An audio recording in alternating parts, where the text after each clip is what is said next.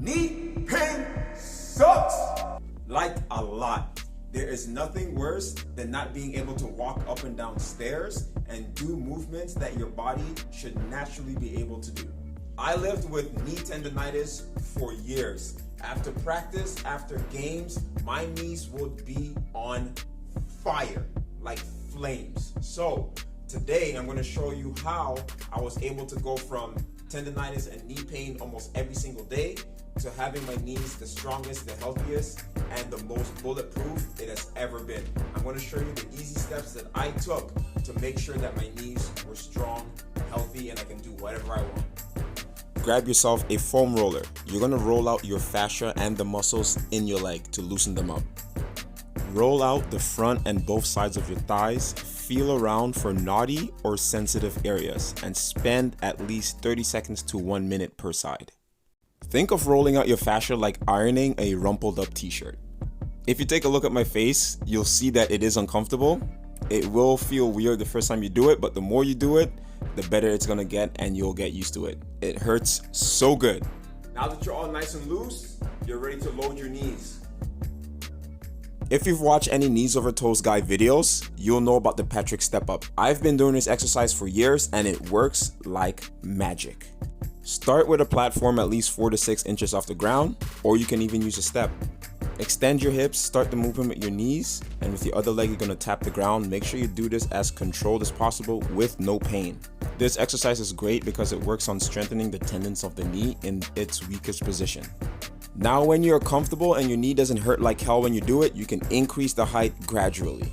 Aim for 3 sets of 10 to 15 pain-free reps. When you are comfortable, you can progress to doing the same exercise but with weight. Start with a small weight like a 5-pound dumbbell and work your way up from there. The next exercise that we're going to do that nobody really talks about is an RDL. This works on your glutes and your hamstrings. Working on strengthening the knee joint is great, but you also need to make sure that you're working on all the supporting muscles around your knee, your posterior chain, hamstrings, glutes, and your calves. The reason is because you can load these muscles a lot more doing heavier weights, and when these muscles are stronger, they actually work to take pressure and load off the knee. You can start this exercise with 2 dumbbells or a barbell, and when you get better as you get stronger, you can progress to the 1 leg version. A quick tip is, as you're hinging at the hips, make sure you are pushing your hips back so you can feel your butt burn.